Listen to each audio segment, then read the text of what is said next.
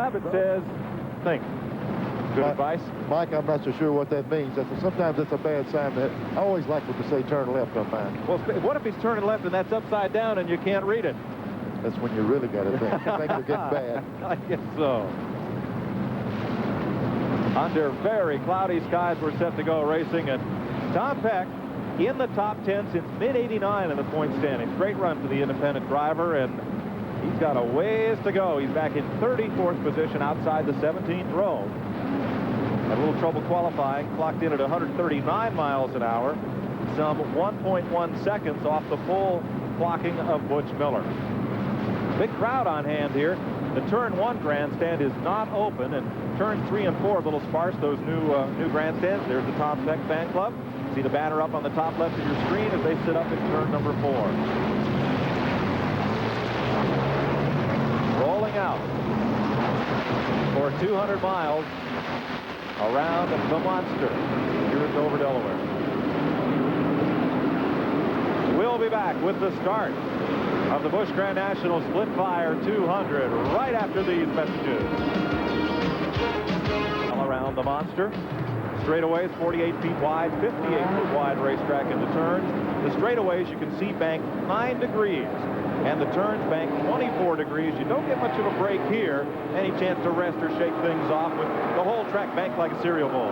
Well, I got to tell you something. This is the first time I ever heard anybody say it was 24 degrees banking. It feels flat when you're out there running. It'll flatten your neck out in a hurry, I know that. Thank goodness we got this cool weather. It'll be easier on the drivers today, but I'm not so sure, Mike, that it's not going to be a Jekyll and Hyde for the engines. These little V6 motors, Harry again mentioned earlier how mechanical it was. Cool weather, a lot of horsepower. These V6s sometimes self-destruct, and they're going to get a test today. Light is out atop the Oldsmobile safety car here at Dover Downs. 1 lap, and they'll be racing. Let's go to Brock Yates. You know, guys, nobody's been talking a whole lot about Jack Sprague on the outside of the front row, but remember it now, this guy's only run 4 of these races so far this season. I was just talking to Fred Turner, his car owner, and I said, Fred, you guys are running really, really well, but how come you haven't been around more? And he said, simple answer, money. But I'll tell you what, I think Jack's going to be a player here, and they got a little extra incentive, and that's to pay the bills. There's Sprague on the outside pole, and Turner's number 48. Alongside Butch Miller. Jack Funk, the merchandising manager for Western Auto, will wave the green flag over these proceedings, and we'll get going for 200 miles. 27th of 31 events on the Busch Grand National Tour, and the crowd rises as one. To get a look at the start, they come past the restart line up there in turn 4, and the pace car dips in to pit road. Field coming up through the gears. Green flag is waved, and Sprague has a half a car length lead going off into turn number 1, and he has a good jump on Butch Miller. Miller had to dip beneath the white line and won to hold his line. It'll be Sprague, Miller, and Robert Presley coming up. The black car on the inside, racing for 3rd. And the Gwaltney's machine of Ward Burton going up high. Jimmy Hensley getting underneath. Like, one good thing about this, these boys practiced just hours before this race, so they should really have their cars dialed in for the start of the race. Rain last night washed a lot of the rubber accumulation off the racetrack. Here's Tom Peck moving up from the back of the field, battling Busch North champ Jamie Obey. There's Obey's 41, the Citgo car, underneath. And up alongside Dave Rezendes on the outside. Back up front, it'll be Sprague. Look at Tom Peck there. We'll rejoin Sprague up front in a moment. As Peck moves up to work on Dave Rezendes. Jack Sprague in 48. Butch Miller in 75. Robert Presley and Jimmy Hensley, the number 3-point man. In the Busch Series, they have quite an advantage over Bobby Labonte, the 5th place car, just poking into your screen. Car blowing up the red car. And I believe that'll be Dave Rezendes. Mike, we just got to look out at Tom Peck's car and saw a little bit of smoke, and in the next straightaway, the thing went on out. The engine lost damage. NASCAR officials having a look at it will leave the green flag up for now. And the Swanson Foods machine of Rezendes makes an early exit.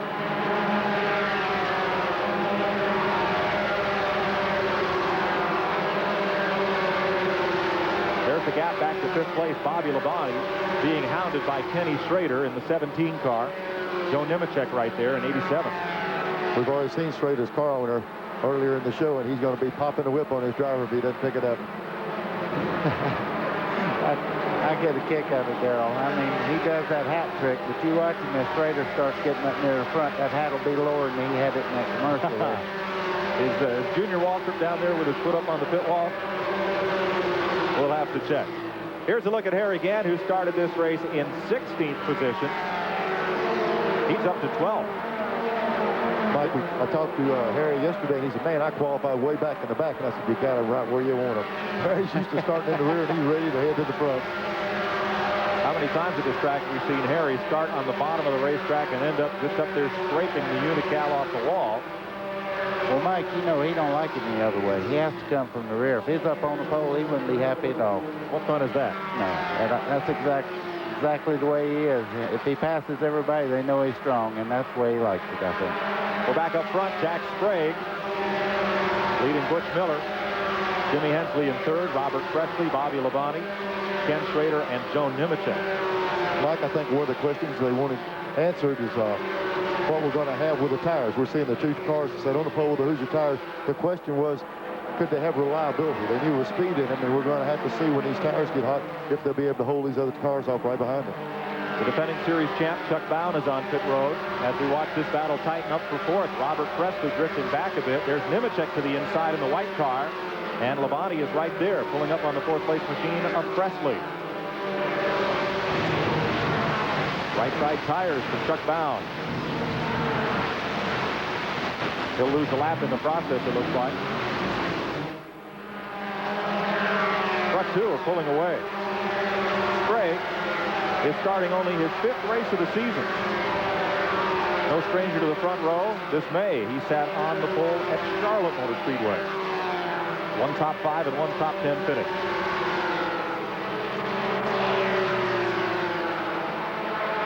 Sprague opening up a little bit of distance on Butch Miller now as they pass Jeff Spraker's car that's headed to the pit lane, and he's going to get into lap traffic here pretty quick.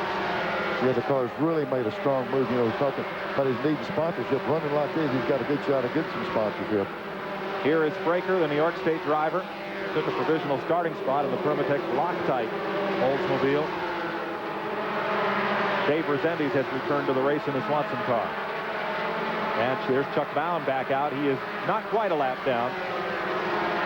In danger of losing one here to the race leader.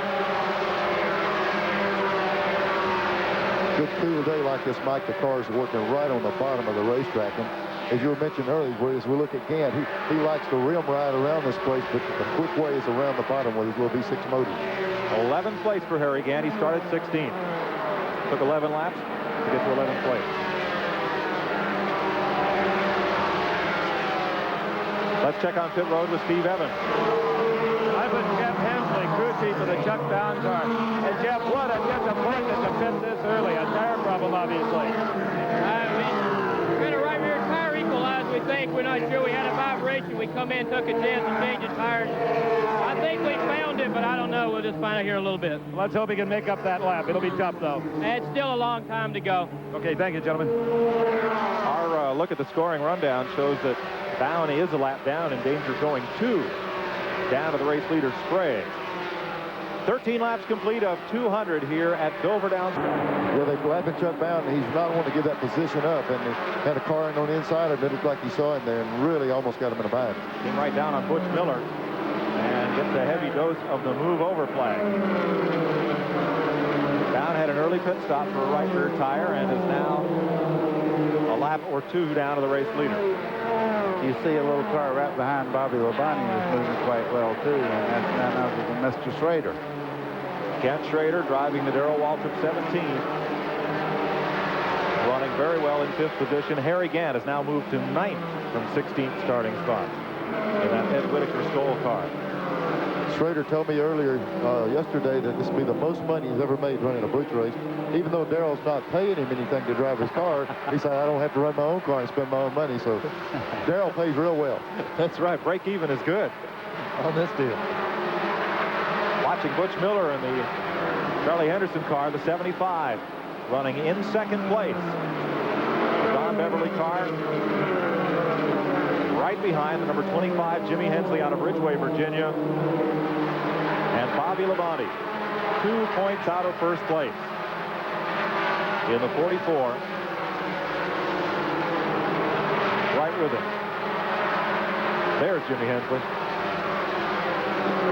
Kind of unique, Mike, to see 2 cars running that well up front. And some of these cars that leave the races don't have sponsorship on them. The circuit has got so many competitive cars right now, it's hard to find position for all of them. There's position number 2, it looked like for a moment, as they worked on lap traffic. But now, Hensley will get boxed in, and around goes the 75 and Bobby Labonte. We have an 800 number. It is toll-free for you folks. If you have questions about today's race, call in. We'll try to get you some answers. Get a pencil and jot this down. We'll pop it up on the screen a couple of times for you. But 1-800-451-7331.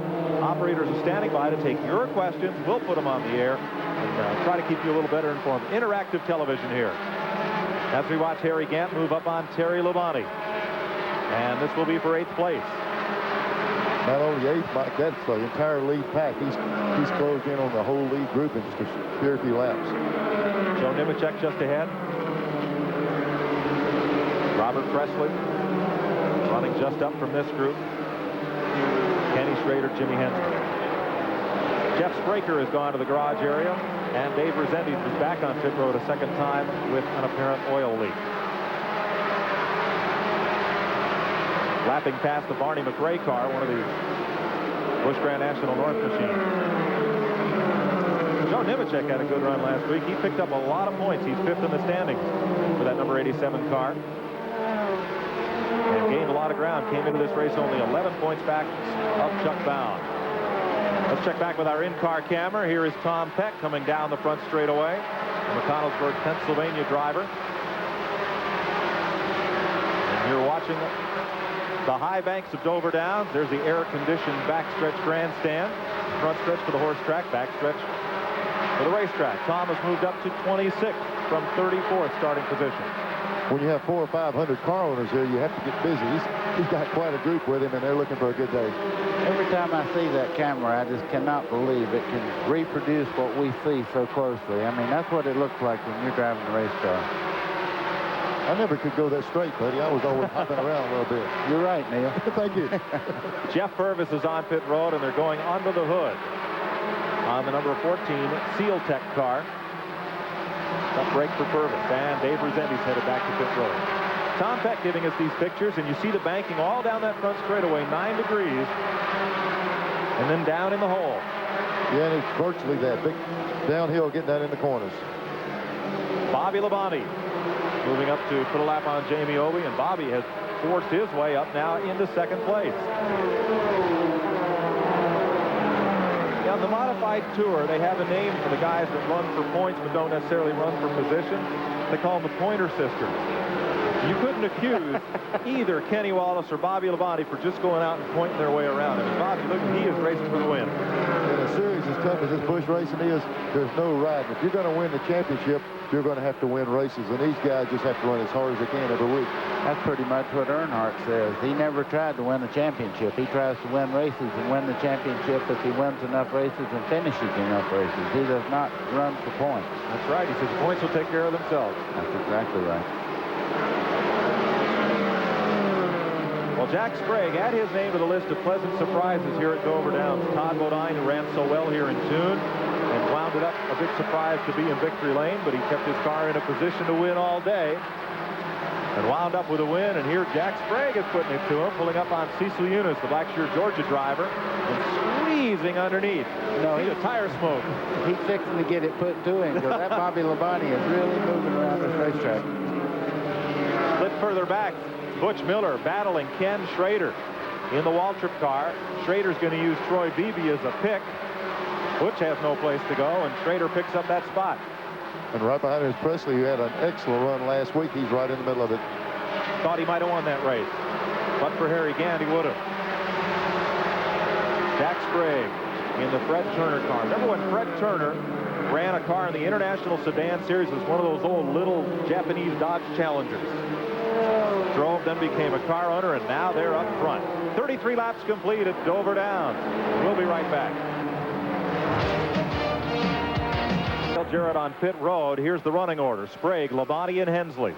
Schrader and Presley all in one tight pack are the top 5. Butch Miller and Joe Nemechek, and now Harry Gant up to 8.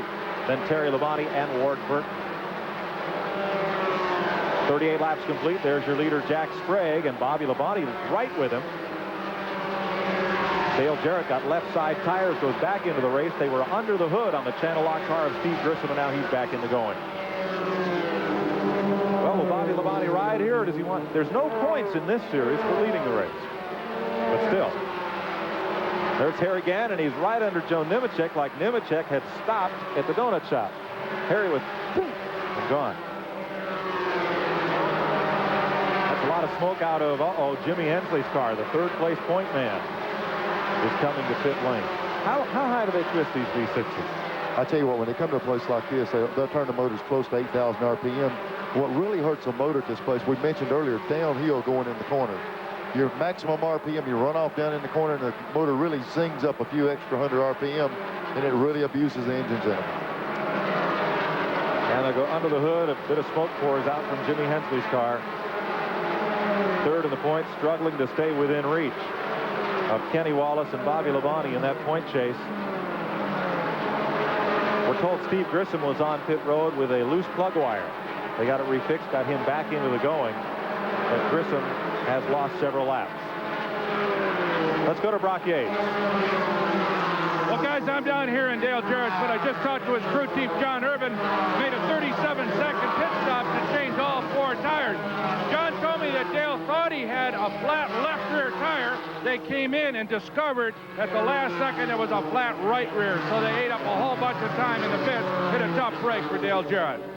And the first caution of the day is out, and you can see why. Troy Beebe went down into the hole, as Neil Bonnet says, in turn 3, went straight up and slapped the wall between 3 and 4. He erased a little bit of that writing off Winston Cup up there, and you can see what it does to the side of that race car. So trouble for Troy Beebe, and he has cut it pretty good, buddy. I can promise you that is the hardest lick a guy will take in racing is right here at Dover. It's one of the toughest places to hit I know of. That car is really hurt. Here's Steve Evans. I am in the Jimmy Hensley pits, the car back out on the racetrack. It obviously has an oil leak, and they may have accomplished a quick fix. An awful lot of rags were involved, and it looked like the problem may have been an earlier one because they pulled the oil rags out, put fresh rags in to try to stop the flow. I don't know how long that car is going to be out there, and it's a shame because he is 3rd in points currently. Now, under caution, each driver on 2 tires, no more. 2 tires per caution period. And this is the first caution of the day. Jack Sprague and Bobby Labonte, the race leaders, as they roll past under the first caution. Pit road virtually empty. You know, Mike, we look at that, and it's almost like we question, hey, nobody's on pit road. But what you get into, these things have still got the cross flags, I believe, I close the pit because this car wrecked on there. But these cars aren't as abusive as the big Winston Cup cars. And a lot of times these guys won't pit for tires every time the track's open. They can make it on 2 stops for fuel, so they might stretch it on out a little bit. Track position being more important than new tires, at least at this stage of the going.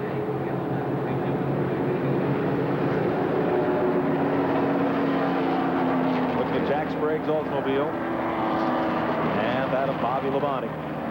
Now they've got the green flag out. I think you'll see most of the leaders come in for tires. Definitely They'll give up that track position, believe me. They've got to have fuel 2 different times. One stop would stretch it so bad that they looked like they were faking it, but they all dove in at the last minute. Not all. There's a few. Here's Bobby Labonte, Joe Nemechek, and Ken Schrader stayed out. Gant will get right side tires. Left side tires for Butch Miller. Right sides for Robert Presley. And under the hood, they go on the Hensley car. You're in Robert Presley's pit. You know, I think the ones that stopped just now will have to stop again to fuel before the end of the race. So it's kind of question mark, I think, as to whether they should have stopped or not. We'll have our pit reporters check on that strategy. Once again, our 800 number, if you have questions about this event, as Kenny Wallace gets service and right side tires, we'll ask you to call in 1-800-451-7331 and make a note of this number. It'll be in effect tomorrow the Peak 500 as well here on TNN. We want to hear from you if you've got questions on how things are going and why. Like one thing with this fuel deal, you know, at the top of the show, we were talking Davey Allison ran out of fuel here on the caution. This track is banked so many degrees with a 24-degree banking. If you get caught at the end of the race with a small amount of fuel in that tank and the caution comes out, car leaning on the left side, right side fuel pickups, the car virtually is not out of gas, but it won't pick it up. So I think we had problem last few races here, guys, cars quit running, so they're concerned about not having enough fuel on board. Have some of these teams gone to like a road race pickup where you can pick up both sides? You get into a problem there. The road race thing, if you do it left side here also under full speed running, it starts sucking air on the left side. You get in there and then you start losing fuel pressure. So it's a tricky situation. There's all kind of little tricks done in that fuel cell to try to get fuel in it. We are 45 laps into this 200-lap test. On the Monster Mile at Dover Downs, packed grandstand and great racing. Stay with us.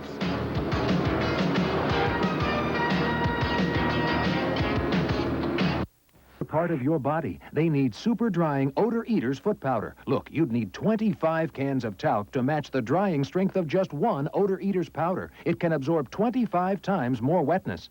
Wow, it even keeps my feet dry. And no more smell.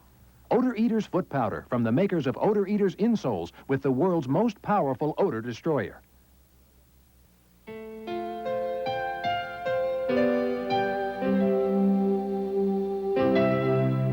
It's great. They fixed up that old truck, went out for their big driving lesson. You know, they'll never forget this day as long as they live.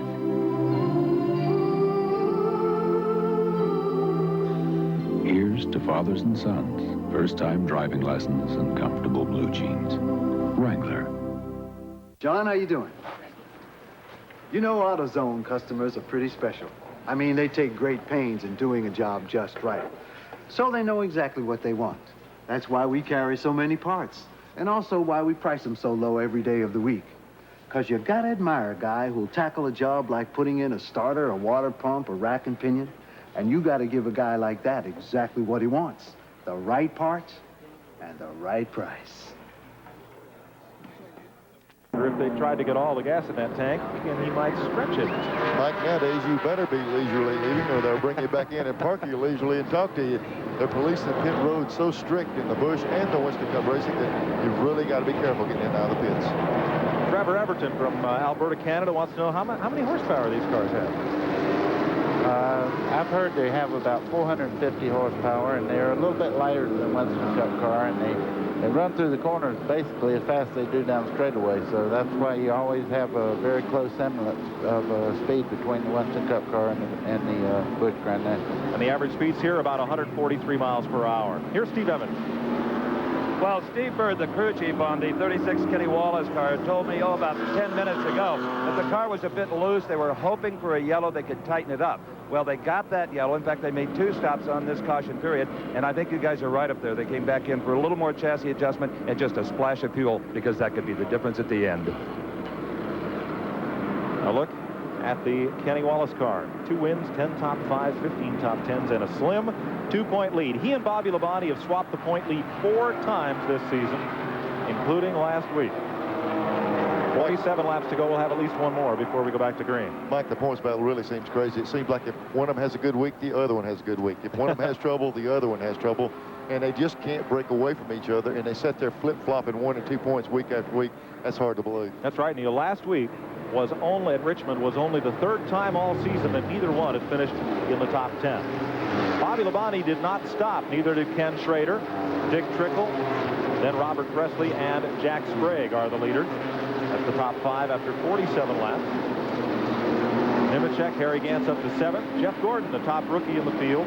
The June winner, Todd Bodine, and then Terry Labonte. A couple of viewers want to know why Dale Earnhardt isn't in the field today. Dale commits to a certain number of races for his Busch Grand National effort, but it's nowhere near a full season effort, and a lot of that's determined by his sponsor and where they do their marketing. This doesn't happen to be one of the races in which he'll compete. And there's also some involvement with Childers Racing, and when you get this late in the season with the points battle, their total emphasis is put on the Winston Cup car, and they'll probably miss a few of these late season Busch races. Don't worry, Earnhardt will be in the field tomorrow. Bobby Labonte was going to run some Winston Cup races toward the end of the season, but has decided to forsake those in favor of going for the Busch Grand National title and devoting all his energies to that. We are getting set to go back to green, and green is on at lap 49.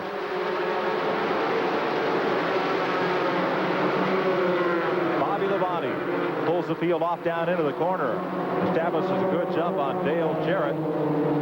And remember that Jarrett made an early pit stop under green for tires. He is 2 laps back in the 32 car. Ken Schrader in 17 runs in second. If Ken wants to get to drive Darrell's car, he's going to have to move it on up there. Darrell said he's going to pop the whip on him all day and make him get going. And before they do call in, Darrell probably does place races. Joe Nemechek and Harry Gant in the 7 car, moving under and moving on by. Back up front, Bobby Labonte by himself by about 3 car lengths now. And Jarrett, the buffer between Labonte and second place, Ken Schrader in the Western Auto 17. Dick Trickle is up to third in that black green banded car. That's Trickle in the Pontiac. Then Robert Presley in 59. And Steve Grissom, who also had an unscheduled pit stop. Grissom is 4 laps back. Jeff Berry on pit road. North driver. 52 laps from 200. Here's Glenn Jarrett. Okay, things are a little bit more relaxed and leisurely down in the pit area right now. Car number 59, Robert Presley, came in for an early stop to change right side tires. Car was a little tight. It was pushing. Crew chief Ricky Pearson said they wanted a chance to loosen it up, see if he couldn't challenge for the lead. Other than that, things were okay. Further update on car number 25, Jimmy Hensley. They felt the oil leak was because the oil tank had been overfilled. That's a problem you don't ever want to have. They think they've gotten it corrected now. Hopefully no more problems. They got a couple of laps to make up. Also checked with Eddie Jones, car number 17, Ken Schrader. He says the car feels fine. Look for him to challenge for the lead very soon. And challenging right now is Schrader. Wants to get underneath Dale Jarrett as he watches Bobby Labonte try to get away. Well, Dale's a lap down right now, and I'm sure he'll let Schrader by in a second. He's doing everything he can to run as fast as he can, but he made a stop a while ago under the green, and I'm sure he'll let Schrader go. There goes Kenny to the bottom of the racetrack, turn 3. Dick Trickle and Robert Presley looking for racing room there. Steve Grissom, that blue car up on the high side, and Harry Gant. Mike, you get in a position just like Schrader there trying to run the leader down. With these V6 motors, if you get behind the car that holds you up the least little bit and you lose that momentum with that V6 engine, it takes a little while to accelerate. As soon as he clears traffic, he really starts closing back in. Dick Trickle there with Robert Presley. 3rd and 4th place cars. Now clear of race traffic. Real close running there. And Jack Sprague and Joe Nemechek almost got into it. Here's Brock Yates. Well, guys, I'm down here in the Harry Gant pit. I just talked to Chris Carrier after he made that stop.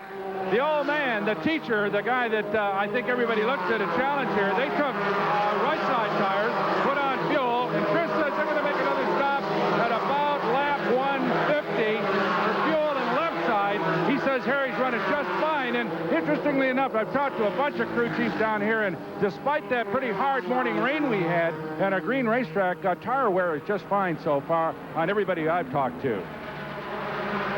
There's a look at Gant, who circulates in the 7th position, trailing Joe Nemechek. Dave Rezendes is back out for a few laps. He's gone to the garage area once again. 58 of 200 complete. Danny from Norwalk, California wants an explanation on the Busch Grand National point system. Danny, it's very much like the Winston Cup system, except there is no bonus for leading laps or leading the most laps. Points are paid for position only. And that's why last week at Richmond, the 3 points that Kenny Wallace finished 1 position ahead of Bobby Labonte took him from 1 point back to 2 points ahead. That's how close it is. Joe Bessie from Scarborough, Maine, going to the garage. 4th, 5th, and 6th place at stake here. And Presley got himself a little bit up high on the racetrack, and there goes Sprague, and here comes Nemechek. And there's Harry. Look at Harry. He's just looking for somewhere to go. Pretty good, tight-pitched battle here. And all these cars still running right on the bottom of the racetrack. It seems like if there's any passing, Mike, a guy almost has to get in a little bit too hard, slip up. As soon as you do, somebody gets a nose under him and they make a run on him. Mike, I'll be truthful with you. I don't think there is a high groove. It looked like just 2 lanes down low is what they're running on. And here on pit road, Jimmy Hensley. Hensley, who has been the Busch Grand National Series runner-up 3 times in his career. Currently 3rd in the points and falling further back in this event. He came into the pits 3 laps off the pace. Boy, good battle here. And Harry just gets to watch it unfold. Lets Joe Nemechek open the door for him, but Robert Presley right back there to close it up. Just as soon as the door is open and somebody gets through, Harry will be knocked. He'll probably work if he can get right around these guys. When you see 2 cars battle like this, they heat the tires up. Harry sitting back there cooling, and they get them hot, he'll go around both these guys when they get cleared. The Alliance Training Center, sponsor on Presley's car, and he can make that car about as wide as a tractor trailer if need be. Nemechek, sponsored, that car sponsored by a drugstore, Lozito's Pharmacy. And he has a prescription for Presley he'd like to give him. And Harry Gant right there. And that's just how it happens. Presley slips up a little, and Nemechek's underneath, and goodbye. Saw the tire smoke boil off of it, and then he slid up. Jack Sprague battling for 3rd now with the 18 car of Dick Trickle. Been pretty impressive. He pitted for tires, came right on back through. Harry Gant, having moved past Robert Presley now, finds himself in the 7th spot. 64 laps complete. Bobby Labonte leading Ken Schrader at Dover Down. Sailing off into turn number 1, you're riding with Tom Peck in 16th position, chasing the series leading rookie David Green, TIC Financial car. Green in 15th position, and they have been nose to tail the last 4 or 5 laps here. Tom's been putting a lot of heat on the car, and when he gets the nose up under the car in front of him there, he really loosens him up off the corner, so he's putting the pressure on trying to get around. And Peck is himself getting loosened up by Tommy Ellis right behind. Ellis in the Wings to Go car. Now underneath Green, there goes Peck, and you'll have a look back. There is Green, and there's Tommy Ellis right behind in the number 12 car. That's a restaurant chain, has its first restaurant right here in Dover. There's a look at Peck. Back up toward the front of the pack, Harry Gant has moved to 5th place at 70 laps. Started 16th. His old car just ain't doing like he wants to. So I'll bet it is. No, he hadn't got anything torn up on it yet. He really get going now. And there's the battle. 3rd place, Dick Trickle in 18. Jack Sprague, the outside pole sitter, the Staff America Olds, running in 4th, and then Gant is 5th.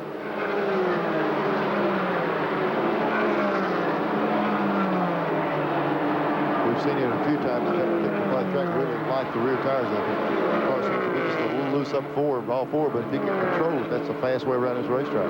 Let's talk about a driver that's had a run today. Dick Trickle started 1 spot in front of Harry Gant way back in 15th. He's now 3rd. Another youngster. Trickle? Yeah, we were up here at Dover a few years ago, and somebody asked Trickle, said, how do you get in Winston Cup? He said, oh, you just plug around about 30 years like I did, and then you went Rookie of the Year, so you just got to pay your dues. Not good news for the point leader, Kenny Wallace, 4.5 seconds from being lapped by the race leaders. You can see the pace they're setting. Trickle has all but caught Kenny Schrader in the 17. So 2nd and 3rd and 4th are about to be at stake here. Up front, Bobby Labonte walking away for the moment. Good, strong performance. Looks like he's got her own cruise when you get her out front like that. And here we are talking about it doesn't pay any points to lead it, so you know he's leading it because the car's doing it pretty easily. Well, the nice thing about being up there is nobody's going to run over you. Well, you know the one thing about this is when you're leading here, your car is superior, so it looks like you're taking it easy, and you are, because the car is working so well around the bottom of the racetrack. Let's check with Steve Evans. I think we're seeing 2 completely different strategies. The one Brock Classic on with Harry Gant, and the one we're looking at here in the Bobby Labonte pit. They feel that after 80 laps, they can get enough fuel to finish this race, providing the tires hold out. And that is their prayer here. Obviously, this first set of tires performing fabulously for the Labonte team. So who's the better strategy? What do you guys think? Harry Gant or right here? We'll see as it unfolds, Steve. There's Bobby Labonte, the race leader. Do you run better by yourself, or do you run better in a pack of cars? Or are you more focused? Run better by yourself. It gives you the opportunity to pick the part of real estate you want to use when you're in front like that, everybody. Well, the flagman's working for you when you're leading. They move the slower traffic over, and it's just a lot easier out front by yourself than having to look in the mirror and wonder whether the car's coming up beside you or anything. It's a lot easier to lead. I suppose if you start thinking about the payoff money, you don't need anything to help keep you focused. No, I'll tell you what's really unique about it. The money side usually doesn't enter into it. No. These guys are having a lot of fun and out there leading the race, and sometimes you'd pay them to let you do this. Kind of like television? Yeah, well, that's why Buddy and I are right here, right in the middle of this thing with you now, man. Coming up on 80 laps complete, Bobby Labonte. The second leader of the race, Jack Sprague, led to lap 42, or lap 43 rather, the first caution of the day when Troy Beebe slapped the wall. Bobby Labonte did not pit and took over the lead when most of the leaders at that time went to pit lane. Ken Schrader is second, subbing for Darrell Waltrip in the Western Auto car. There's Dick Trickle, the black and green car, in third, the Highline Racing Machine. And Jack Sprague, the outside pole sitter, having a great run here. He's the fourth place car, and Harry Gant is fifth. These cars here have run Schrader down. The two of them racing against each other real hard, putting heat on each other, and they really picked up the pace and they've caught Schrader. A little bit of lap traffic. That's Jamie Obey, a Citgo Buick from up north. And Harry Gant gains a little more ground as third and fourth place work with the traffic. And as you mentioned, Mike, work with the traffic. Just one little bit of movement out of the racing groove, and you can see a car drop back 5 or 6 positions. Getting into the corner on the bottom and not having to dodge a car in the middle of the corner makes a big difference on your lap times here. Dick Trickle in the Highline Racing Pontiac. You know, I'm watching Dick Trickle. He may be the fastest car on the racetrack. He runs Schrader down and he moves away from the fast. He's really moving along. Dale Jarrett has gone to the garage area, one of 4 drivers to win 3 Busch Grand National races this season. The others, Jimmy Hensley, Chuck Bown, and Dale Earnhardt, have 3 wins apiece. And Jarrett will have to try again tomorrow with the Wood Brothers car. Also on pit lane, Barney McRae, the Motion Racing Buick from the Busch North Series. 83 laps have been completed. Bobby Labonte is the race leader. Dick Trickle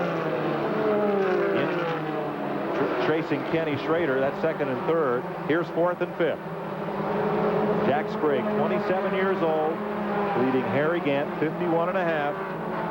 I'd like to take back what I said. I said that Trickle's probably the fastest car on the track till I've seen the 7 car. I mean, Gant is flying. He has just moved up on those guys, and he just passes them at will when he gets them. Most of the railbirds on pit road think it's only a matter of time before Gant forges his way to the front. Now, they're moving around Kenny Wallace. Kenny has gone a lap down, the series point leader. That's got to be demoralizing when the fellow you're battling for position in the point standings drops a lap on you, as Bobby Labonte did.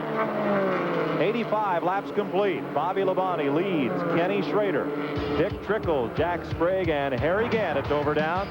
We'll be right back. View mirror and the lens of our in-car camera in the Wings to Go car. Hope he's got a bucket full alongside him. Tom Peck and the Spirit of McConnellsburg machine. Brother Dale Jarrett. Now, I love to be with my brother at any time, but not under these circumstances. Brother, we got to keep quitting meeting like this. What happened? Well, not a good day for the Nestle's Crunch Pontiac. First of all, we had a right rear tire to go flat early in the race and had to come in and change that. I noticed smoke early in the race and smelling some oil. We had a hole in the valve cover and it just kept getting worse and worse. And instead of messing up the racetrack and possibly the engine, we decided to park it. So just kind of missed the setup today. The car was pushing awful bad, and just one of those days, you know, you can't hit it every day. Well, Dale's normally a real strong factor in Busch Grand National racing. You've been that kind of an up and down season. It's either been real good or real bad. Well, I didn't understand the question, but you know, it's the car that we won with this year. We just missed the setup. The guys did a good job. We just had the car a little too tight all day long. The cold weather made it so tight on the racetrack. we kind of expected the sun to come back out. Are you set with Nestle's for next year? Not right now. We're in the middle of negotiations right now. Hopefully we'll know something by next week. We've had a good association with Nestle's, and hopefully we can get everything worked out. Well, you can hear the dejection in his voice. Hopefully next week will be a little better for him. And tomorrow also.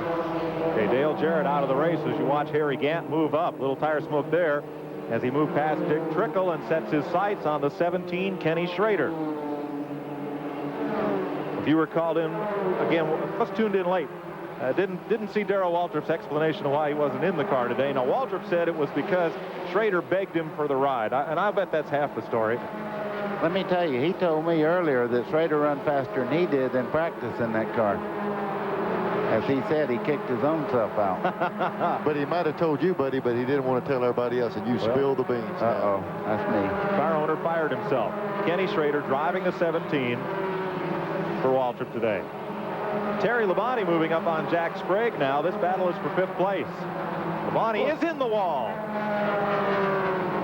Nice save, but how much damage did he do? Looked like he kind of squared the right side of it up. It's easy to do here. We were talking earlier, you don't ever hit it easy at this place. It's usually a pretty good joke. Labonte motors around at reduced speed into the back straightaway. He'll certainly make a call at pit road. Meanwhile, Harry Gant continues to move up as Labonte works his way around, drops below the white line, and to the pit lane. There's Gant. He's moved underneath Kenny Schrader, and he may drag Dick Trickle along with him. If Gant drags anybody along with him, they're going to be in high gear because he's headed up there toward the front. He's got one more place he wants to be, and that's one more position in front of Labonte as he leads the race. Here comes Trickle, and he seems to have the cornering speed. I'm not sure about the engine on Schrader. Boy, sure shows the advantage of that low groove if you can get there. Well, I think Schrader's pushing a little bit. It looks like it anyways. He pushed up the center of the corner. Let's have another look at it as Terry Labonte had gone to pass around the outside of Jack Sprague. Ooh, he cut a tire.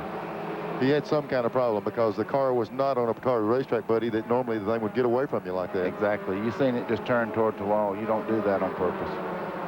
Well, Labonte will hope for a better day tomorrow. He starts 21st in tomorrow's Peak 500. We'll give you a little preview of the starting lineup a little later on here. Alan Kowicki on the pole for tomorrow's race. MRN Radio's Jim Phillips talking to Labonte there. As we come up on the halfway point next time around. Uh-oh. Trouble in the back straightaway. Car spun down on the inside. It's something you can't see from here. There you can. Todd Bodine stopping for biscuits on the backstretch. Tough break for the June race winner here. Todd, it was 7th in points going into Richmond. Banged the wall and dropped to 9th. Here's another look at it. I tell you, he's my hero. Anybody that spins on the straightaway at Dover Downs and drives it back around is my hero. Yeah, not my hero anymore. Yeah, buddy, but I tell you what, you know yourself, that's just like a bowling ball. When you lose it over in that part of the racetrack, you're going to bounce off each alley. That thing is so narrow over there. And right here. He had a little help, it looks like. Oh, goodness. Tracy Leslie up and underneath him.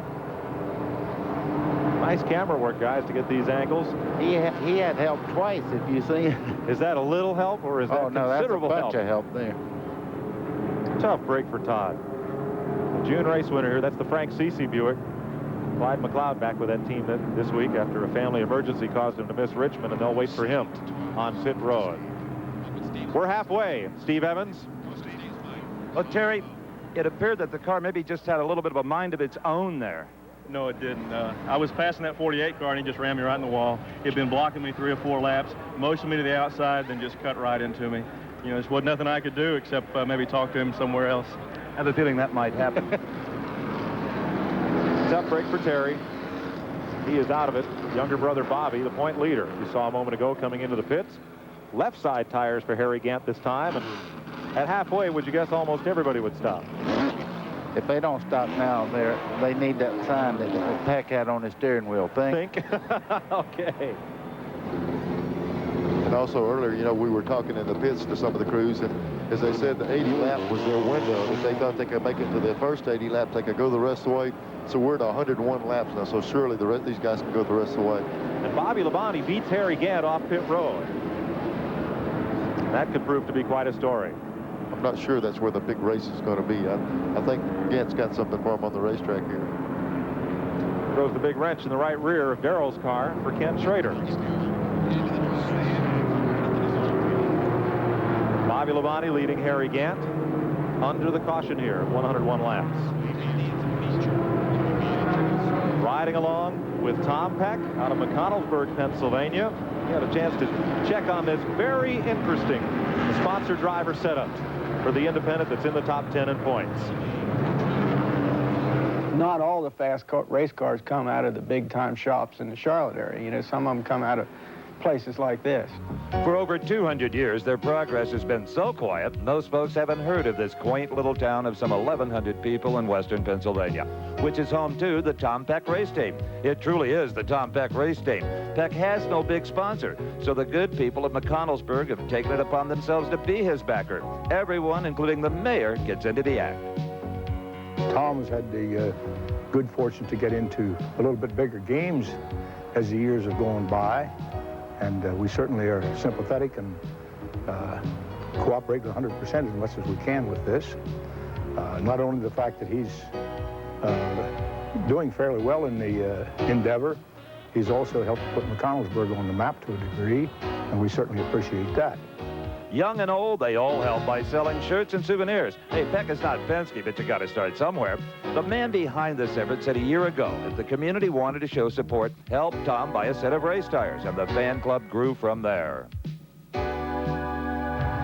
Last year, our membership has grown to close to 500 members now. Present time, we have the largest Busch Grand National fan club in existence right now. Well, the approach is grassroots. Tom's the 8th leading money winner this year, and he's currently 10th in the Busch point standings. But prize money and points are only part of the reward.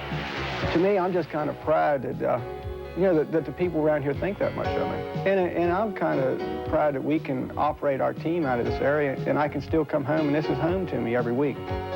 And this week, it's in Peck's backyard. So the support will also be there in the form of cheering at Dover. Turn 4 at Dover is going to be a Tom Peck section. If you're not Tom Peck fans, don't come to Turn 4 in Dover.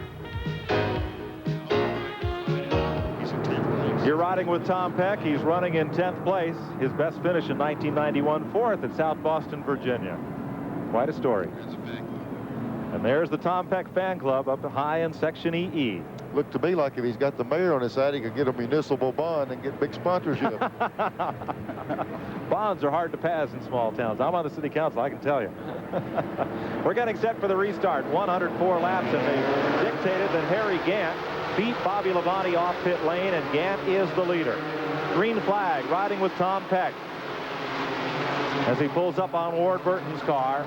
That's the race for 9th place. Tracy Leslie just ahead of them. Up front, it is Gant with the lapped number 99. Up high, separating him from Bobby Labonte. Jeff Burton there between the two leaders. You know, we were joking and speculating that Gant could outrun Labonte, but Labonte was leading the race very easily. We don't know right now how much car Labonte's got. He's possibly got plenty of car to race Gant all day long. Harry Gant, 5 car lengths in 2 laps. Out in front, but Labonte has to deal with lap traffic. There's Burton on the high side, the red and white car. The Armor Eats machine. Somebody should have told Gant he must have thought this was a 100 lapper. He got to the front too quick. Hard to believe, Harry. But he's up there. There's Kenny Schrader back in mid-pack right behind Tom Peck as they go past Chuck Bown, who is laps down. I'll tell you the honest truth, if Labonte's holding back, he better let it out, because Gant's moving away and he can't even get by the car in front of him, the lap car. He's having problems right now. Todd Bodine made repairs, got back on the racetrack, and now he is on pit road. 107 laps complete. Harry Gant leading Bobby Labonte in 2nd, Dick Trickle in 3rd, Joe Nemechek in 4th, Presley in 5th. We'll be back to Dover Downs right after these messages. Full roast out here. We're 1,000 miles from anywhere. Is that a ship? No one will save us. 3 Miller Genuine Drafts.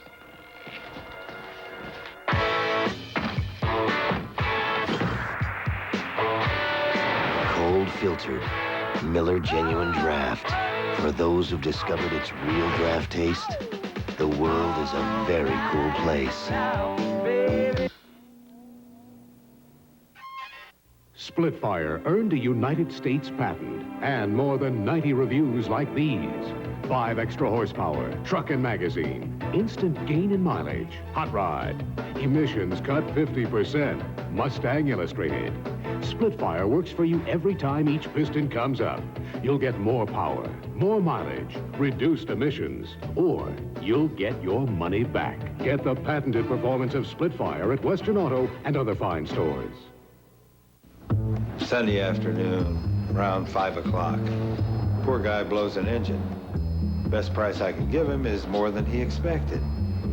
So he calls his credit card company, Citibank. They increase his credit line, just like that. Citibank always seems to come through. Of all the credit cards I take, and I take them all, there's only one I take with me. Not just MasterCard, Citibank MasterCard. Welcome back to Dover Downs, Delaware, where our coverage is brought to you by Citibank, MasterCard, and Visa. 111 laps complete. Tom Peck was running in 10th spot, has lost a couple of spots, and now there's underneath him the 75 car of Butch Miller. Up front, it's a dogfight behind Harry Gant. Look at this scrambling pack. Bobby Labonte in second. Dick Trickle in third. Robert Presley. And right in the midst of that, there's David Green, one of the series' top rookies. Jeff Gordon is 11th overall in Busch points. Green is 13th in the point standings. And the other rookie who figures into this, Tracy Leslie, is 15th in the overall point tally.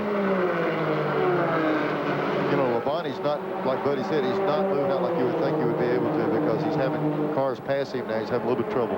I think he's got a bad set of, you know, the stagger's messed up on this set of tires, so Trickle just running over top of him now, as you see him going by on the inside. And Gann is just running almost straight away ahead now. And that will take Dick Trickle up into third place, rather fourth place. Let's double check on the 8 car of David Green. He's being shown a lap down by scoring. So our correction there, he is lap back in the number 8 machine. Now make this battle for second place. Trickle and Labonte. Trickle has preferred line. It's just a matter if he's got enough motor to do it in this particular part of the track. Boy, Labonte's car shows a lot of strength at times.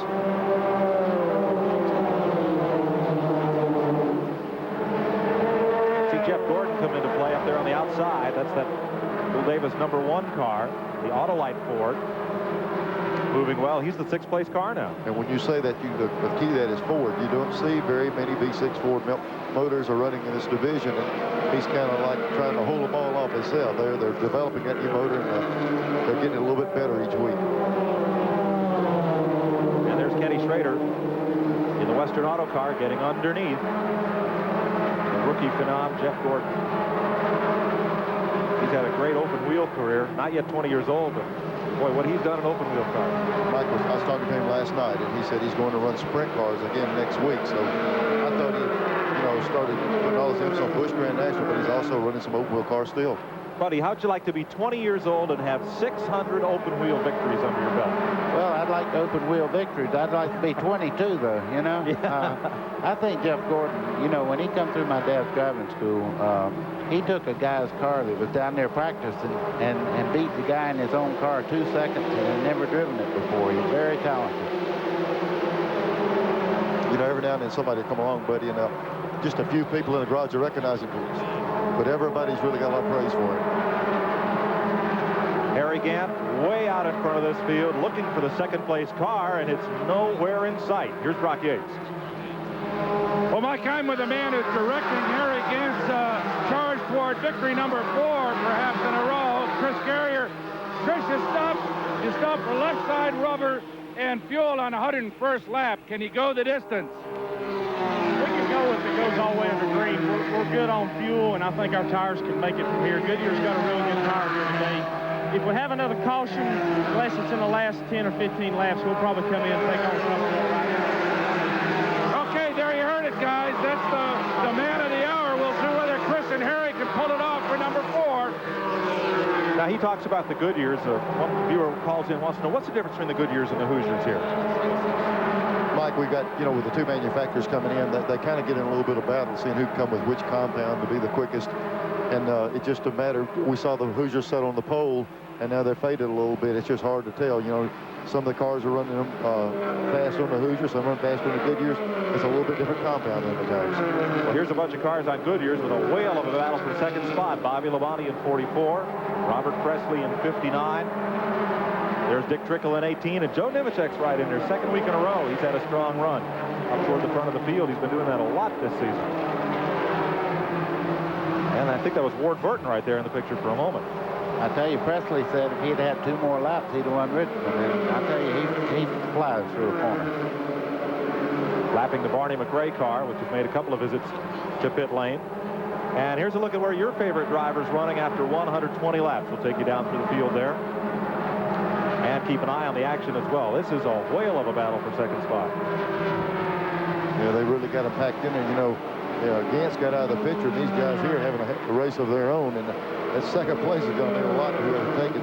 They just staying all over each other. They swap the lead every other lap. If they had a little paint and all that, but if they don't quit messing around back there, Gant's going to lap them. I tell you, he's putting it on them right now. Kenny Schrader up on the high side, and it is Ward Burton getting in there, and the 27, the Gwaltney's car.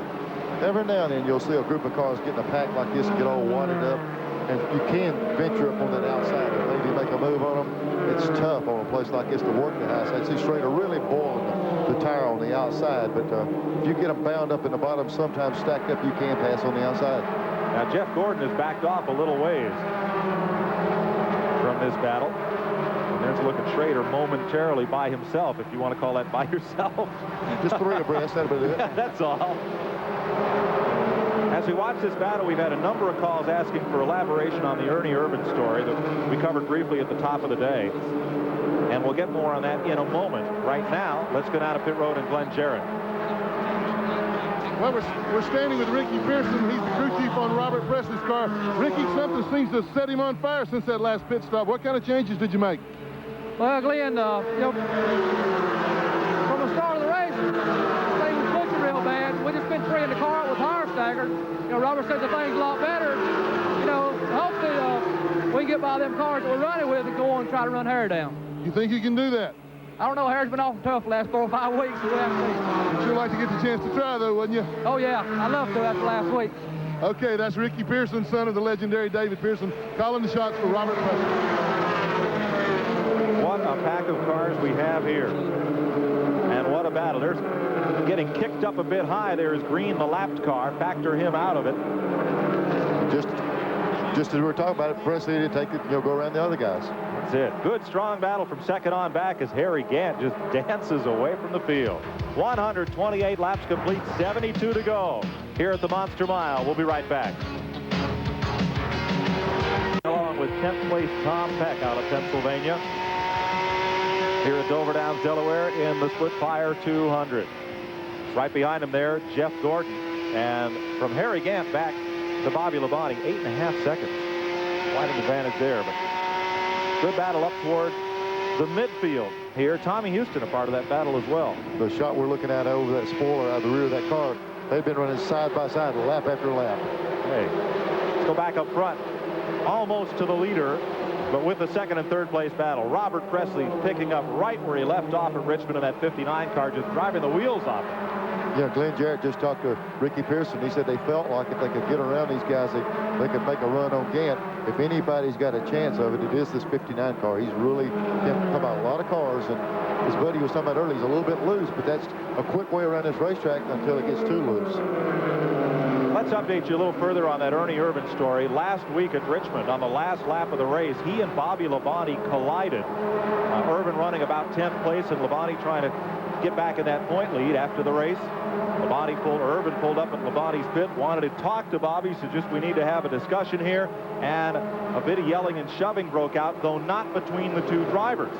Busch Grand National Director Robert Black reviewed the incident, recommended that NASCAR consider a suspension of Irvin. The meeting was yesterday. Les Richter announced the decision today, $500 fine and a season-long Busch Series probation for Irvin, but no suspension as a result of that post-race incident. Now, Irvin was not entered in the race here at Dover. He will be in action in Charlotte in the Busch Grand National race. So hopefully that updates and completes the story for you folks at home. And also another update, Darrell Waltrip decided to loan his car to Ken Schrader. That's why he's not running in today's race. That's the reason he gave our Steve Evans at the top of the show. Harry Gant, how far out front is he? Oh, not half a lap, but a bunch. Call it about 9 seconds. About 9 seconds. Bobby Labonte in second, Robert Presley, Dick Trickle, and Ward Burton up into the top 5. Good run for Ward today. There's the rest of the top 10, including rookie driver Tracy Leslie, Joe Nemechek, and Tom Peck.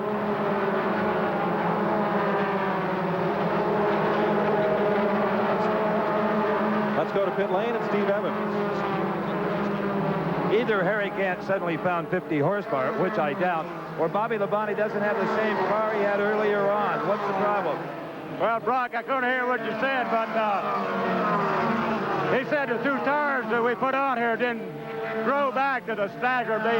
Stagger's a little bit off right now. The car's a little too tight. We really need another flag to salvage it, you know. The important thing right now is, though, you're staying ahead of Kenny Wallace. That's another factor to deal with. I didn't hear what you said. And I love being called Brock anyway, thanks. My hero. Okay, Steve. I tell you what, Mike, it's not unusual to be in the pits and not be able to hear with these V6 motors. They make a tremendous amount of noise, way more so than the V8s that'll run tomorrow. So it's hard to hear in those pits. And Buddy Baker hit the nail on the head a while ago when he said, looks like the tire stagger's off him. We just heard it from his dad that they do have a set of tires that's not running like they want to. So Bobby Labonte trying to hold second place and retake the Busch Series point lead. His nemesis, Kenny Wallace, is 1 lap down. And on pit road, Tracy Leslie in the Detroit gasket car.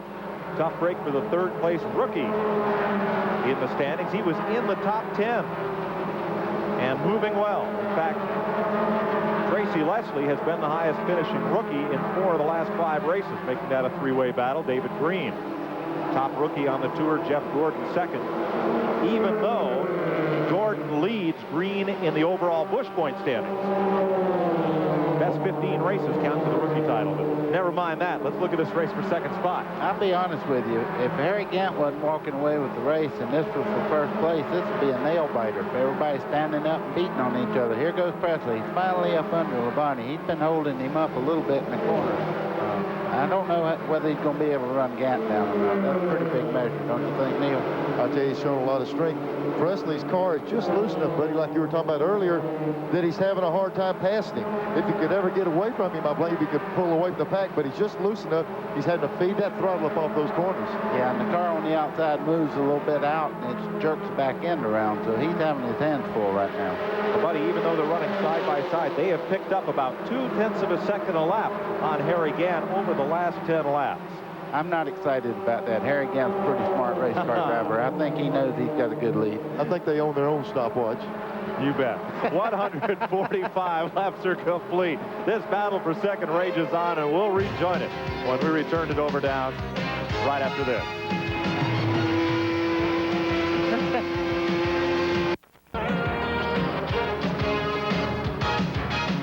52 laps to go. Here's the battle. It's now for third. Robert Presley has moved on past Bobby Labonte, and Ward Burton's going to have a shot at the point leader. That battling back and forth heated the tires up. Once the 59 car got by, now Labonte's kind of hung out there, and he's going to have to, these cars get by, he's going to have to cool those tires down, and he's going to fall further back. Ward Burton will move up. Dick Trickle trying to get inside of Labonte, and then Kenny Schrader's there, and Joe Nemechek. Getting under is no problem, but he's so strong down the straightaway, you know, he just pulls right on back by you, and then you have to go in the corner and hope you don't spin out underneath of him there. Well, it's been a tough ride trying to get past Bobby Labonte because every position is 3 or 5 Busch Grand National points. Here's Butch Miller in the 75 car, the Charlie Henderson machine, and That car started on the pole on Hoosier tires, but has since faded back to 14th position. Here's Brock Yates. Well, Mike, as you say, remember Butch Miller. We've talked about him a whole lot at the head of the show. He started on the pole in the Chevrolet and it advanced to the back. Literally, he's back around 15th place. And I'm going to talk to crew chief Man Amperson. Man, what's happened to Butch? Well, about 30 laps into the race, Blue Country Oldsmobile picked up a miss. That slowed us down. Then it went away and it came back and it's just coming and going. Right now we feel like maybe it's a bad plug, a plug wire, or somewhere in the MSC ignition. He's just trying to hang on, you know, do the best he can, get them points. The guys up in the booth want to know how the Hoosier tires are holding up. Well, our right side tires went 100 laps, and at the end of 100 laps, they were worn down pretty good, but they were hanging on, so there's really no problem with them. All right, there you heard it from the man. Hoosiers are holding on all right, but we got some problems in the engine bay, guys. And here's a look from Tom Peck's car. That's Tommy Ellis, believe it or not, right behind Peck in that Wings to Go car. He could use a pair of wings on either side to get him past Peck right now. Well, when you lose a cylinder on a 6-cylinder, you're in trouble. You're down to 5. He's got his hands full. Dick Trickle in the 18, the black car, and here comes Schrader up and underneath as they work Bobby Labonte. I'll say one thing about Labonte. He's persistent. They'll get under him, but he makes them work to get all the way by. Update on the point tally. If the flag flew right now with Kenny Wallace a lap down, Labonte would own a 36-point lead going to Charlotte. Now, here's a neat question. Mike Ryder, Aiken, South Carolina, calls in, will they put airbags in these race cars? Now, that's a reasonable question from a guy sitting at home. A little bit late for me. I've hurt myself a few times. I'd love to have an airbag a few times, but I really don't know the answer to that. I think it's a resounding no. I mean, we saw when Terry Labonte hit the wall, airbag goes off in your face. How are you going to steer that car and get it down to pit lane, number one? Well, that's one thing, and then what happens if a fire's inside the car? Right. Airbag is it's a supplemental restraint system, and they were designed for people too stupid to use seat belts. But you've got them in your car. Let's go down to pit road. Steve? But you got them. Guys, I am with Earl Johnson with the Splitfire Spark Plug Company. Now, all along, we have not been mispronouncing Spitfire. It really is a split spark plug, Earl. You designed it. Tell us about it. How does it work? I did the development on the spark plug. We've had a real successful year with it now, getting to market, and we're looking forward to a good year in '92. Well, I don't know if you can see, guys, but it really is split over the electrode. There's 2 firing points. Sounds like a good idea to me. Thanks. It allows the incoming air fuel charge to get the flame easier. Better combustion efficiency, better gas mileage, lower emissions. Everything you wanted out of a spark plug. Welcome to NASCAR racing. Let's go to Glenn Jarrett. Glenn? Okay, guys, all day long we've been hearing crew chiefs and drivers alike complaining about their cars being tight. Everybody's tight. Bobby Labonte's car is tight. Robert Presley, Ken Schrader. Harry Ginn is the only guy so far that has to complain about being tight. I asked Jeff Hammond, who is Carol Walsh's Winston Cup crew chief, who is in Schrader's pit today, what could possibly be the problem that all the cars are tight. He just pointed skyward to the clouds. He said the weather is a lot cooler. It's more overcast. The cars were set up under hotter conditions. So therefore, they expected the cars to get a little loose. The temperature is being cooler. The cars tightened up. So therefore, they're all having a problem. They weren't ready for this cool weather. Let's go to Brock Yates. Well, you know, guys, we were talking a little bit earlier about airbags. Actually, Mike, they only stay inflated for less than a second, so it certainly wouldn't have affected Labonte's ability to see. I would imagine they might really work in head-on collisions against the wall in a racetrack like this. But more importantly, Buddy Baker and I a couple of nights ago were talking about anti-lock brakes. And I think they might be really an interesting component for race cars in the future. Well, I agree with you on that, Brock. I've run some tests on that anti-lock brakes, and they're amazing in slick conditions. Well, and let me put a postscript on this. I was half kidding and half serious. Wear your seatbelt. That is your primary line of defense against an impact. The airbag is there. Yes, it will help, but first, the best thing you can do for yourself in an automobile is put your seatbelt on and keep it on. It's great as long as it works, but if it don't work, you better have your seatbelts on. Yeah, that's it. 161 laps complete as Bobby Labonte has Dick Trickle on his back door. Harry Gant trying to become the first man to win 2 in a row in this series in 1991. We'll be back.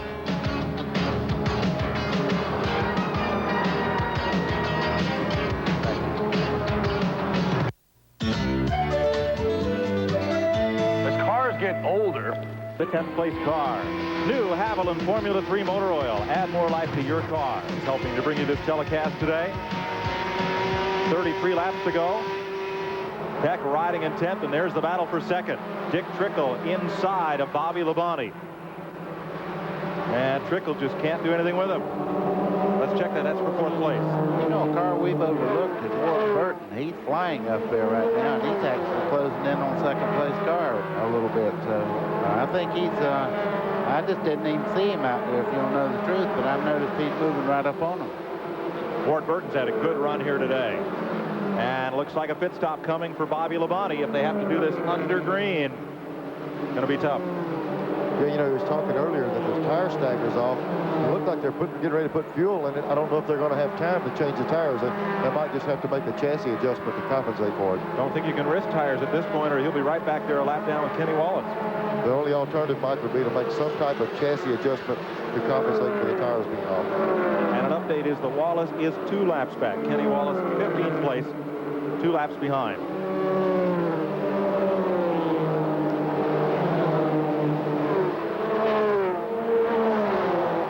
Bobby Labonte and Dick Trickle. Now you wonder, does Trickle know that Labonte has to pit? I mean, Labonte suddenly throws his hand up and hits the brake.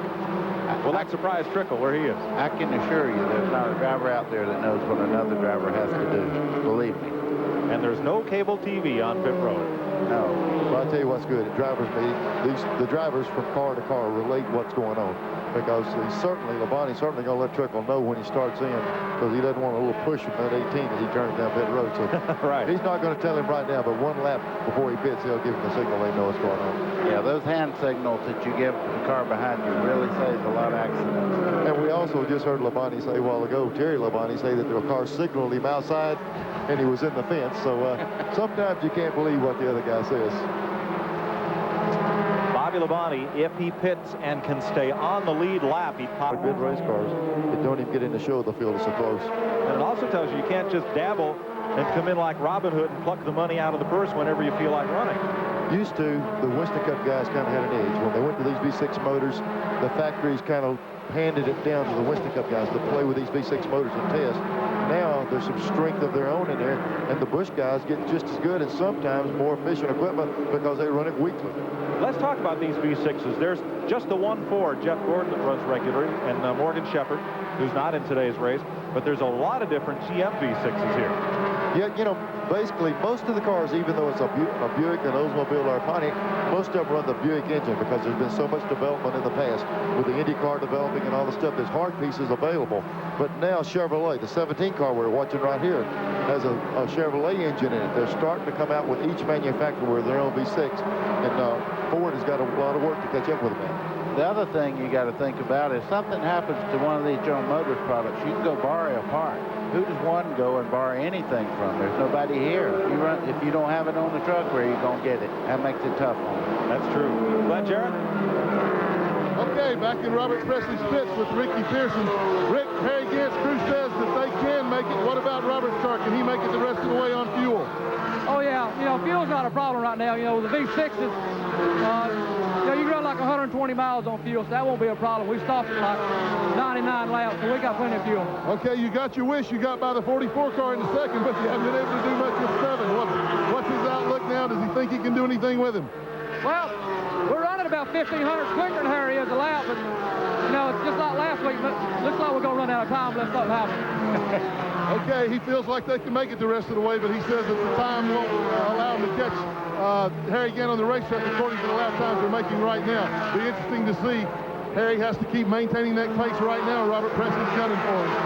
I'm reminded of the fellow they call the Eastern Bandit, Eddie Flemke, ran a modified all up and down the East Coast, and after one big win that he won just by inches, I asked him, I said, you caught those guys in a hurry, I thought you could pass him. And he said, I run just slow enough to win. And Harry Gant, though well out in front, trying to avoid the kind of incident we just saw, seems to be doing just that. What do you say after that? You see the car cross up. That guy did a heck of a job of driving that car 87 just then. He got under Schrader, he pulled the air off the spoiler, and he nearly lost it. What can you say but oops? That's it. Excuse me. You're glad you're in the booth when you see that. All right. this ongoing battle is for 6th place.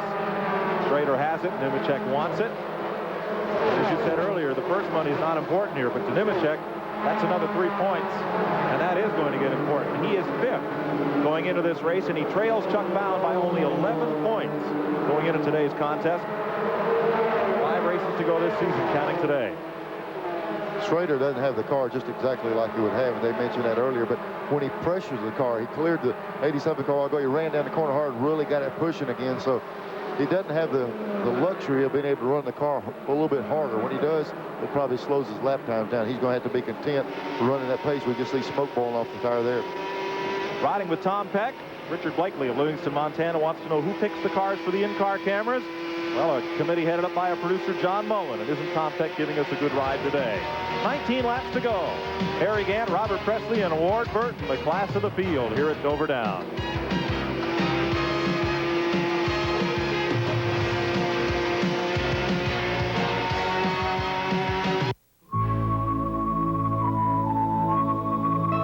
The season 4th right here at Dover in June. Won the pole up at Indianapolis Raceway Park in August. Sitting right where Todd Bodine sat with this many laps to go back in June, and Todd ended up in victory lane. Let's check with Glenn Jarrett. Okay, we're standing by in Ward Burton's pits. Awfully strong run today. This is Rick Wren, the crew chief. He doesn't normally do this well on super speedways. What's the key today? Well, you know, Ward and I worked together last year for about 8 or 9 races. We've got a real good working relationship. I know what he's wanting, and we try to give him what he wants. I'd just like to say that Gwaltney's big HHs and Boots Buick's running good. We got a little behind on the start. Rained last night, and it washed the rubber out of the track, and we didn't get the chassis quite right, but we got her. We're going to be right there when it's over. Okay, let's go back up to Mike Joy. Out of gas, Bobby Labonte. I think Steve Evans is down there. I am indeed. In fact, the crew has been standing by for a long, long time holding this gas cap. The coasting here, dead stick. The motor is off. He is now already trying to turn over the motor, and it lights off. It dies again. He doesn't want to lose too much ground to Kenny Wallace. Now he's being bump started, still grinding on the electric starter. Will it fire off? Will he get back on the time? I think so. He's out of sight from here. And he's rolling, coming around turn number 1, and that piece of tape that said "Think" on Tom Peck's steering wheel, where would you put it right now? Well, I'm going to go back to what Neil Bonnet said. It seems like when the car of Kenny Wallace runs bad, something always happens to the 44 car. I mean, it's unreal the way these two guys have fought it out all year for the points championship. Now, there they are back, both of them a lap down. Kenny Wallace is 2 laps down, but I guarantee you it closed the points right back down. We'll double check with scoring in a moment. Here's Brock Yates. Well, guys, we were talking a little bit earlier about horsepower and the general specifications of these V6 engines. I talked to Harry Gant's crew, and they say Harry's making about 500 horsepower at about 8,000 RPMs out of that 274 cubic inch pushrod V6. That's pretty impressive stuff, and might answer why he's just saying bye-bye to the rest of the field here today. Pretty stout as he puts a lap on Tom Peck. 2 laps down, Bobby Labonte in 13th spot and Kenny Wallace in 16th spot. That's what, 9 points? That had put Bobby ahead by 7 leaving here if it ends up this way. Who would have ever thunk it? That's what always happens. It seems like Buddy said, they just can't get away from each other, and there's a lot on the line in this points battle. Fans got to love it. You go to Charlotte, 7 points apart, and it flip-flops again. You can see what 7 points is. What do you have, 36 points, you said, if it ended just like it was? If he'd stayed where he was running before the fuel stop, yes. Like, as we talked earlier about the fuel problems of this racetrack, they were probably saying, look at the fuel gauge. When it fluctuates, come in. The problem with so much centrifugal force, that thing sucked the last bit of fuel out of it, and when it missed, it was out. There was no coasting around, no refiring it. He just completely out when it started. Now, let's elaborate on that as we watch Harry Gant with 5 laps to go. That's not a fuel gauge like in your passenger car. All those cars have, it shows fuel pressure. And as soon as that pressure starts fluctuating, you know it's sucking a little bit of air in there, and it's too late. When it does that, there's no way to get it back around. That Peggy Gant sitting there looking nervous in the usually Stevie Waltrip shot? I don't think she's looking nervous. I think she says Harry has done it again. I'll be darned. Well, they're looking concerned because at this place, it's never over till it's over. You never know what that young guy's going to do next. I tell you, he's something else. Nemechek looked like going up high in 3 and 4 and falling off the pace. He might be out of fuel also. No, he just slipped back some. He got real high in the corner. You know, buddy, we're sitting here about 2 miles from Dover Air Force Base, and I believe that's the only thing that's got a shot again today, one of those jets. Because he's been rolling. They keep saying they're closing down on him when you talk to pit crews and stuff. I don't see it. It looks like Gant's got it his own way today. Let me tell you how competitive this series has been. No driver has won 2 in a row this season. The last man to do it, Steve Grissom, who won Rockingham and Martinsville at the end of last season. Nobody's won 2 in a row this year. Well, I tell you, you say 2 in a row, you think about Harry winning 2 of these in a row, and he's just coming off some Winston Cup wins. Seems like once you get it rolling, nothing can go wrong. And when it turns the other way, nothing can go right. 2 to go. Makes me want to take off and roof a house with him. I don't know about you. Yeah, the Harry Gant Guide to Fitness. We thought we would make some money with that. But Harry's Guide to Fitness is a lot of hard work. White flag for Harry Gant. 1 lap to go. The race will be for second. Gant coming up to put another lap on Kenny Wallace here. Fans on their feet. Bobby Dotter on the inside. Gant sweeps around the corner. It's some lap traffic, but he's got it now. Good battle toward midfield. Checkered flag. And Harry Gant will win the Splitfire 200. Second Busch Grand National victory in a row for the Ed Whitaker team. Mike, you can almost see it in their face. You know, what are we doing? You know, why does everything turn so good? You know, you just can't do anything wrong. Uh-oh, we got to spin Jeff Gordon coming off the last corner here, right down the middle of the front straightaway. And he's going to come slideways to the line and not make it. He's trying to back it up, across. Back it up. Try that other gear. Count those points. The other gear. There he comes. There we go. There we go. He's going to finish. Just don't get too high there. Big cheer. Big cheer. Tough break. He lost it coming off 4. And Jeff Gordon will get that position and will finish. Looks like on the lead lap. See, it's never over till it's over here. There's always something. Yep, that's a 91 3/4 he just made out of that one. I think he finishes in 8th spot. 1 ahead of Tom Peck. We'll have to double check that with the officials when we get the rundown. And that's a good run for their hometown. For the second year in a row, second week in a row, excuse me, Harry Gant wins it, and Robert Presley is second. Victory lane, Steve Evans. Well, as you might imagine, a broad smile on the face of Harry Gant. He has won the Splitfire Spark Plug 200 here today.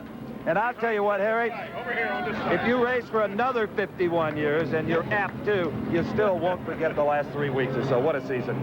Yeah, we've had a good run here. The Scope Bandit Ed Whitaker's Buick, it worked super today. The crew done a good job and hit the right combination. We changed tires early. And that for the inside, because the inside was giving us problem in the last race. So that was the right setup to go with. You're the first driver this year to win back-to-back Busch races. Not even the regulars have done that. Yeah, well, that's good. That makes 3 fours this year. And, you know, it's been a good season for Ed Whitaker. We've had a little bit of bad luck, but now we're kind of coming on and been real pleased with the Scope Buick. I want everybody at home to see this brow. There is not a mark of perspiration on this man. You're as fit as ever. It's easy when you got a car that rides that good and you ride around. That was a boring 100 laps, I'll tell you that. No one has ever called the Monster Mile boring. You know, you've had a lot of nicknames over the years. Handsome Harry, Harry the Hammer, Hard to Believe Harry, but I think Hard Luck Harry is gone, and hopefully forever. Well, I hope so. You know, we're having a good luck run now. And I don't care what happened the rest of the year, we've had good luck this year. Was there ever any point today and you thought, oops, he's going to hit me, or oops, I've made a mistake? Any heart stoppers at all? No, everybody run a real good race today, and I sat back there and picked my way up through there slow and easy, and real good race. It's one of the best races I think I've seen here, as far as accidents and everything, you know, and everybody having a good running car. But, you know, after we changed tires, our car just jumped out, and then from then on, it was just easy going for us. We thought maybe you'd added a rocket to it. Here is Peg. What a great ride, huh? It really was. We'll say hello to everybody back in town. We'll go, might get a chance to tomorrow. Everybody at the steakhouse. Everybody at the Harry Gant Steakhouse would like to say hello. All right, we have a question from Mike. Go ahead, Mike. Steve, last Monday they said after his double win, Harry was out pouring concrete. What's he going to do this Monday? It said that after your double win last week and the next Monday you were pouring concrete. You got any plans if you win here tomorrow for Monday? Yeah, I got plenty of work to do. I got 2-3 weeks of work I got to get done next week. Do you ever try to calm this guy down? Can't calm him down. Restaurateur, Rooper, you do it all. Yeah, you gotta get your mind off of racing. First thing when you leave here Sunday evening, I don't want to think about it again until I get back to the racetrack on Friday. Let's pan over here to the right if we can and talk to a guy that makes a lot of this possible. Congratulations. Thank you. Harry did us a good job today. The car ran real good. The crew did a real good job, you know, and we'd like to thank Skoll and Goodyear for good tires and Handy Pantry and all the guys that helped us. Let me ask you something. Was that early tire change something you planned in advance or something Harry decided to do in the early laps? Well, when the caution fell, we just decided that'd be a good time to do the rights in case another one come about the 100 laps. We'll do the left and we'll be set for the rest of the race. I'd like to thank Jim Ruggles for a good Buick engine, too. Okay, well, the celebration continues down here, as you might imagine. Let's go back up to Mike Joy. Neil? Mike, I'd like to talk to Buddy now, see if we get Gant to go to Atlantic City and let us follow his lead tonight. We might check with him after that. We'll be back with more from the Monster Mile at Dover, Delaware, right after this.